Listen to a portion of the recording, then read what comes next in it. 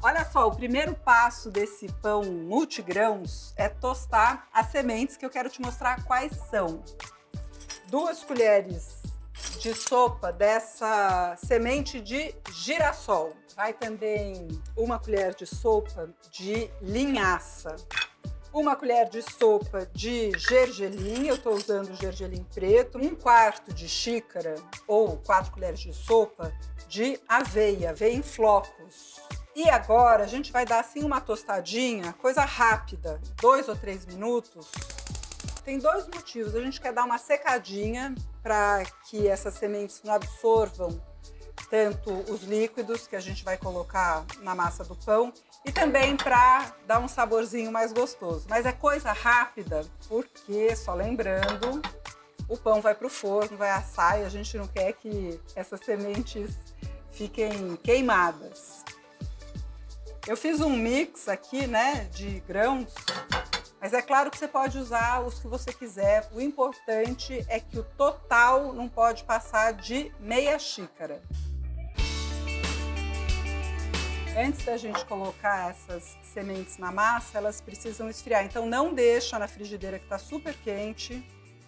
Transfere para um pratinho e pronto. Vamos deixar aqui esfriando. Para a massa, a gente vai começar fazendo a autólise, que é uma espécie de pré-hidratação. Então, nesse momento, além da farinha, a gente vai precisar de água. Aqui tem 1 xícara e 2/3, ou se você preferir, 400 ml de água. E na tigela são 4 xícaras e meia de farinha de trigo, que eu peneirei, como você viu. Se você quiser pesar, são 600 gramas. Mas antes, deixa eu te contar que eu passei pela peneira, né? Porque isso ajuda a dar uma arejada, né? Ele estimula a formação do glúten. Quem tem intolerância ou alergia, claro que precisa evitar. Mas segundo a OMS, só 1% da população mundial tem esse tipo de questão alimentar. E para quem não tem, não precisa cortar o glúten, porque ele não é prejudicial. Agora sim, a gente pode juntar a água aqui na farinha. E é só misturar, é só isso. Você pode colocar assim de uma vez, já vai misturando. Começa com uma espátula ou um pão duro e depois a gente vai botar a mão na massa. A gente não vai sovar ainda. Aliás, esse processo aqui, né, a autólise, ela, além de ajudar na formação do glúten, ela também facilita a sova. Você tá vendo que tem uma massa aqui, ainda tem um pouco de farinha solta aqui no fundo da tigela, tá vendo? A gente precisa misturar. Então vai com a mão assim, só até ficar todo mundo unido. A gente vai cobrir com esse pano aqui e deixar descansando fora da geladeira mesmo por 20 minutos. Deu o tempo aqui da massa, ela já está mais hidratada com a autólise e agora sim a gente pode adicionar os outros ingredientes, começando pelo fermento. E a gente vai usar esse fermento aqui, que é o biológico seco, mas antes de colocar na massa, precisa diluir em água. Aqui já tem a medida certinha, são 4 colheres de chá, mas se você quiser em ml são 20. E de fermento são 5 gramas, meio sachê ou 1 colher e meia de chá. Misturou, tá vendo que ele começa a engrossar um pouquinho? E bora colocar aqui na massa do pão. Se você quiser começar aqui com uma espátula, pode. Eu vou com a mão mesmo, vai ficar uma melequinha, mas não tem problema nenhum. Olha que bonita a massa, eu acho que dá pra ver como ela é hidratada, brilhante.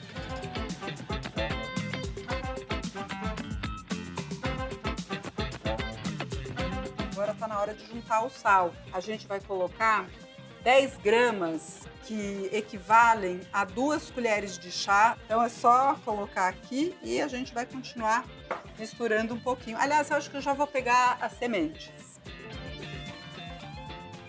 Vão as sementinhas. Olha que delícia! E agora sim, vamos misturar super bem esses ingredientes. A gente não quer ficar adicionando farinha. E aí, quando você coloca essa massa na tábua ou na bancada para sovar, como ela é grudenta, você vai querer ficar colocando farinha. E não pode. Não pode. Puxa e aperta ela sobre ela mesma. Basicamente é isso que você vai fazer. 5 minutos, tá? Depois desses 5 minutos sovando, deixa eu te mostrar como ela fica. Ela é um pouco grudenta, ela não vai desgrudar totalmente da mão.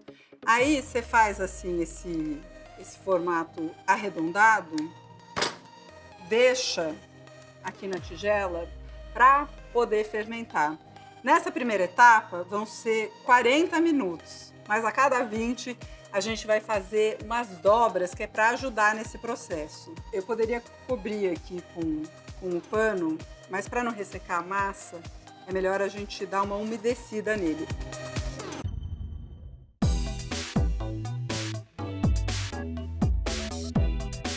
Bom, a massa já descansou por 20 minutos, então tá na hora da gente fazer a primeira dobra.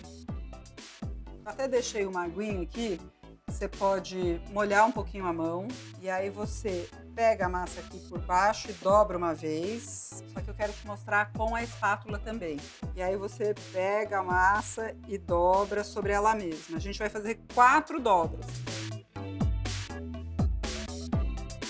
Agora, com esse mesmo pano de prato limpo e umedecido, a gente cobre aqui bem a tigela. E deu tempo aqui da gente fazer a segunda dobra na massa de pão. É a mesma coisa, você já sabe, né? São 4 dobras, você vai virando a tigela. E agora, nesse ponto, para terminar a primeira fase da fermentação, a massa precisa descansar por mais 1 hora. E agora tá na hora de moldar essa massa. Você viu que com o descanso a massa deu uma super crescida, né? Agora, para moldar, eu vou usar essa prancha aqui, pode ser na bancada também. Então, o primeiro passo é transferir a massa da tigela para a bancada. Agora, a gente vai fazer vai dar uma apertadinha assim, e essa etapa tem um nome técnico que é o degassing, que é para tirar um pouco dos gases que se formam, é assim mesmo. Feita essa etapa, né, que a gente dá uma aplanada, digamos assim, na massa, a gente vai fazer uma moldagem aqui para deixar o pão com forma de batar, que é uma espécie de baguete mais curta e mais larga ao mesmo tempo. Imagina que é a metade, você vai pegar essa lateral mais larga e vai dobrar até o meio. As laterais mais curtas, você faz uma dobrinha. Essa outra parte você dobra por cima. E agora a gente vai dar uma selada aqui, dando esses beliscões assim.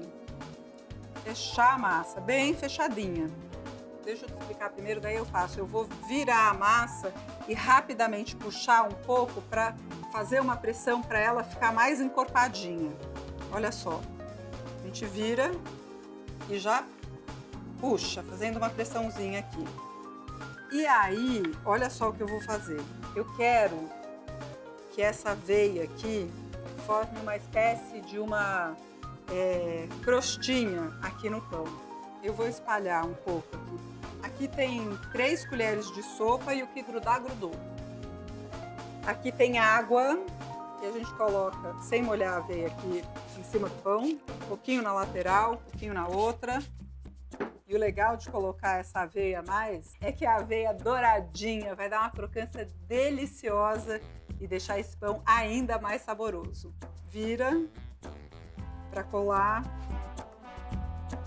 O pão já está moldado, mas ainda assim ele não está pronto para ir para o forno. Ele precisa de mais um tempinho descansando para terminar de fermentar. E esse tempo de fermentação longo, ele vai deixar a digestão do pão muito mais fácil. Ele vira um pão muito saboroso, porém mais leve. Agora, esse último descanso a gente não vai deixar aqui na tábua, senão ele se espalharia todo. Então eu vou colocar numa cestinha que chama Baneton. Essa cestinha aqui é bem específica de panificação, ela tem fibra natural, então deixa a massa respirar. Aí a gente só precisa colocar um pouquinho de farinha para o pão não grudar aqui. E aí a gente vai colocar a parte da aveia para baixo. Pronto. Está vendo essas fibras aqui? Eu não sei se você já reparou em pães de fermentação natural, que eles ficam com esse desenho, é justamente porque foi usado um Baneton. Agora são mais 45 minutos para terminar de fermentar, mas depois de 15 você precisa lembrar de pré-aquecer o forno. Meia hora antes da massa terminar de fermentar, você vai levar uma panela grande com tampa que possa ir ao forno e pré-aquecer a 230 graus. A ideia é que a panela vá aquecendo junto com o forno e ela vai virar uma espécie de mini forno. É um ambiente ideal para assar esse pão aqui. Ficou lindo, né? E ó, para ter certeza de que o pão não vai grudar na panela e vai ficar mais fácil também de transferir, a gente vai usar um pedaço desse papel antiaderente. Se você não achar no supermercado, você pode procurar em loja de confeitaria, de panificação, aí você encontra. Então a gente vai virar o pão aqui. Está vendo que o papel é maiorzinho, né, que o tamanho do pão. Pode virar como se fosse bolo.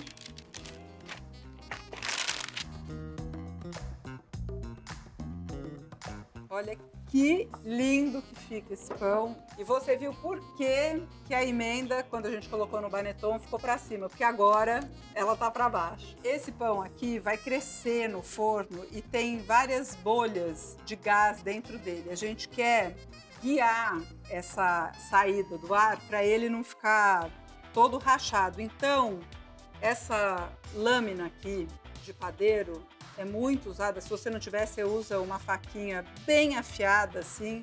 E aí você vai fazer um corte aqui de uma vez na lateral. Você vem aqui e faz esse corte como se fosse de uma capinha. Agora a panela tá super quente no forno. Não esquece de colocar umas luvas, traz a panela e fecha o forno que não pode esfriar.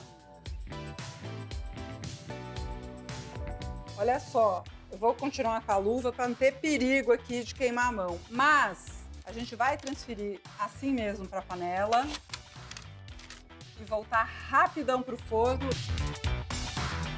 Ele vai precisar assar por mais ou menos 40 minutos.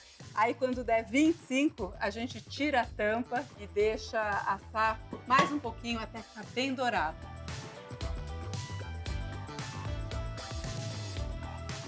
Olha, e vale a pena lembrar, né, que a panela, para ir ao forno, não pode ter nenhuma parte de plástico nem de borracha.